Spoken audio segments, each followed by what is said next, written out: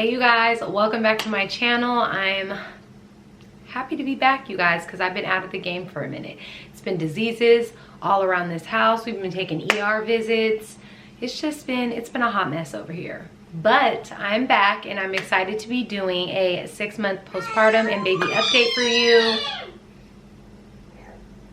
Apparently he don't want to respect my pimpin', so while I was gone, baby made the 6 months, y'all. So I'm going to be telling you guys about 6 months with baby, and then I'll kind of be giving you guys a rundown with everything that's going on with me. I kind of did a postpartum talk in my last baby update, so if you guys would like to see that, because I really go in depth about just like postpartum and everything like that, go ahead and click that video. I'll insert a little card for you guys here and you guys can see it. I'll also list it in the description as well. As far as baby, you guys, yes you guys, he is 6 months, and as you guys know, he is army crawling all around this mug, okay? He is literally crawling everywhere, you guys, and he's not really crawling, it's army crawling. So he's using one knee and one arm on the opposite, like, and yeah, literally getting everywhere, getting into everything, trying to pull out cords out of the wall. Like, it's gotten dangerous real quick. Like, we went from 0 to 100. Like, he literally like took the baby stage and was like and threw it right in the trash can. So that's where we're at right now. Like I said, he's army crawling. What's so weird is he's not really interested in sitting up right now. He's gotten so much better. He can sit on his own, because for a while there he couldn't even sit up if it wasn't without a boppy. He's sitting up on his own, but he's really just like not interested in it. Like, he'll sit up for, like, I kid you not, 10 seconds, 15 seconds, maybe 30 seconds if he's really interested in something, and then he just goes right back into his, like, on his tummy and like ready to go. So I think that just has to do with him wanting to be more mobile. Hello, hello, hello. And he's also pulling himself up. I think I have a video, and I will insert those clips here from my Instagram stories. If you guys don't follow my Instagram, follow it, you guys, because if I'm not on here, I am on Instagram. And yeah, he's like pulling himself up. He's such a smiley, happy, content baby, as long as he's fed, changed, and just, you know, got enough love, you know, for the moment. He is so content and he is just so happy. So he is getting stronger every day, and it blows my mind because I know he's probably going to be an early walker as well, just like G, because she already at this point was standing up and everything as well. So I already know they are determined little babies, and you know, can't deny that. They are my children. They are my children, you know. I feel like he turned 6 months and just so many things have happened. I think they get like a growth spurt in brain development. Don't quote me on that, but I kid you not, like, I've given him, we take baths, you know, at least 2 to 3 times a week. Just kind of depends what we're doing, or what we did throughout the week. And he usually takes a bath and he's good, and you know, he enjoys it. First, he just wanted to eat his washcloth. That was his thing. He would just want to eat his washcloth, like that was his thing. And that's what he was learning at the moment, you know. He was learning how to put things in his mouth. That's how they learn about their environment. And all of a sudden, the last time I put him in the bathtub, he was so intrigued by the water. He wanted to hit the water, splash the water. He was laughing, like, it was a different experience. And like, I noticed it and I'm just like, wow, like this bath time was a different bath time. Like, you started noticing just different things around, and like with that, he's just becoming more alert and just more intrigued by his environment. And that is with playing peekaboo, talking, he knows his name and things like that. So I think they just get like a spike in brain development, and they're just so interested in their environment and everything that's around them.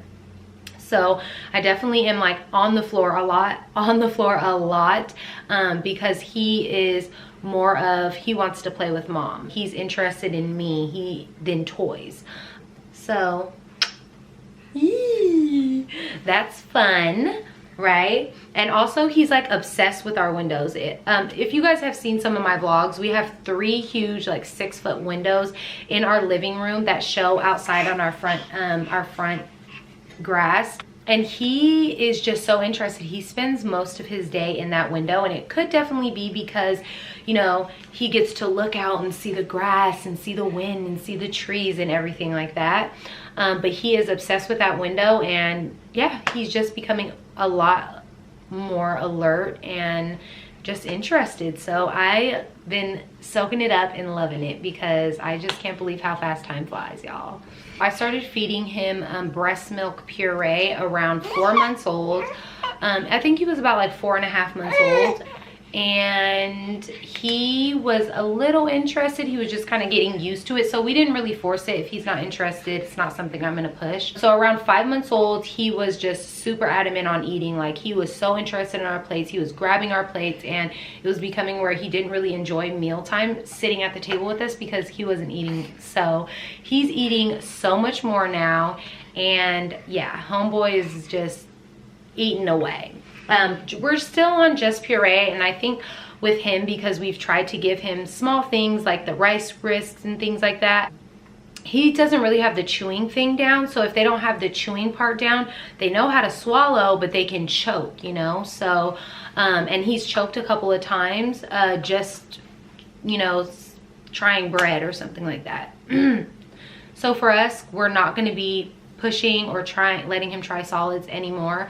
As far as food, like a solid food that he would have to chew. We're staying on purees, and we're probably gonna keep him on purees until he's 9 months old. And I'm gonna do the pureed meat and also the pureed fruits and veggies. So that is what we will be doing with him, and we're gonna stay on that. That's been working out great for us. So yeah, the baby's been eating. And cereal, we are doing cereal as well, but I'm doing the Earth's Best. Let me go ahead and show you guys what I'm doing, because it actually is a little bit higher in fiber, because cereal can actually constipate them if you're doing too much cereal, not enough water, or not enough fruits and veggies as well. So just kind of like finding that balance as well. But let me show you guys what we are currently using in regards to cereal. So right now we are using Earth's Best Organic, and what I really love about it is it is grown without potentially harmful pesticides or herbicides. And this one is oats, spelt, and barley blend. It's iron fortified, and there's no genetically modified ingredients in there, which is super important because, again, these are our littles and we need to know what they're, you know, intaking in their body. So I really do love this brand, and that is the cereal that we are currently using, and he hasn't had any constipation issues at all since he's started eating. But since he started eating and when I started giving him the cereal, I also started giving him water as well. So I'll give him water a couple times a week out of a sippy cup with little handles, just so he can get the swing of it. And he's probably been using that for about maybe 3 weeks to a month, and he already knows how to hold the sippy and drink the sippy on his own. So that is awesome. Go ahead and grab that, y'all. Grab that. I personally haven't made his schedule. He's kind of led me to a schedule that works for him. And I did the same thing with Gia. It was just her leading me, and I kind of fell in line with her schedule. So what she did, I stayed consistent on that schedule. And that's the same thing with him. He goes down. Sometimes he'll take 2 early morning naps in regards to his sleeping schedule. He wakes up usually around 6:30 in the morning, you guys, or 6 o'clock in the morning, which is great because it's good for me to get up and start my day early. So I actually really love that. So we get up around 6. I would say about an hour and a half to 2 hours later, he goes down for his first nap, which is around 8. Sometimes it'll be around 7:30, 8 o'clock, 8:30. He's down, and he'll stay out for about, I want to say, maybe 45 minutes to an hour. He wakes up, we play, and then he goes back down around 11:30. And that's really just a schedule that he's kind of stuck to. That is his big nap, and he naps that time for about 2 hours. Sometimes I'll get lucky and I get 3-hour naps. Sometimes I don't get as lucky and it's only an hour nap. but I can count on him taking that nap. So I really do try to maneuver my schedule around those nap times. He has no nighttime schedule, and it is driving me insane because at this point, Gia was kind of sleeping. She was sleeping through the night. And for him, he's still waking up multiple times a night. And I think it has to do with him still breastfeeding. At this time, I was not breastfeeding Gianna anymore. And it could have been the formula filling her up a lot more. But he is still needing those nighttime feedings. So I'm really going to be trying to do a nighttime weaning. He is really struggling, y'all. Hold on.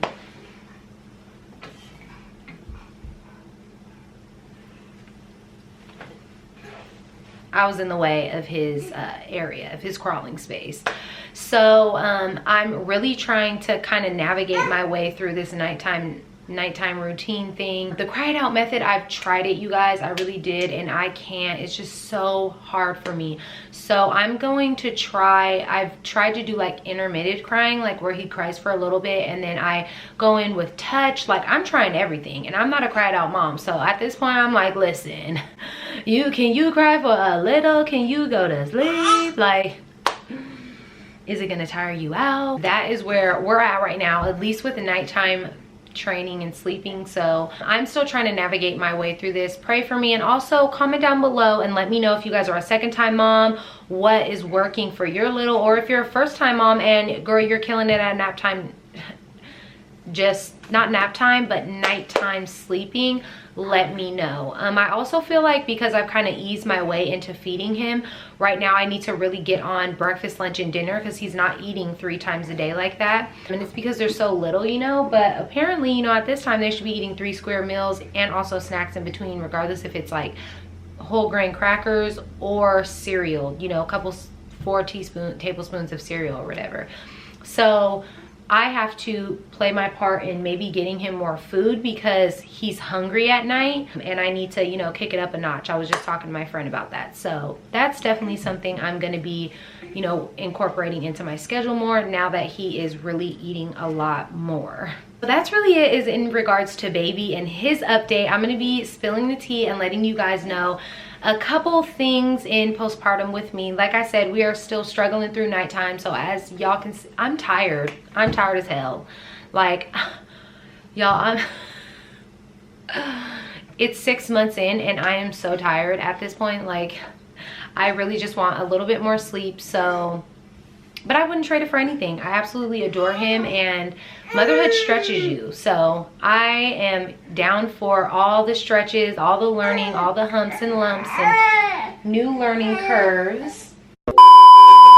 Gia's been so awesome. She's been a great big sister, but I can definitely notice she's been getting a little bit more jealous, and that's because I really spend the majority of the time with my kiddos. Dad is at work, and then he has like a couple of projects that he's been doing. So we've been trying to incorporate how we can make our time more balanced, because Gia needs more one-on-one time with me. She needs more one-on-one time with Dad. So we're really focusing on how we can give her more one-on-one time, because she's been an only child for 4 years.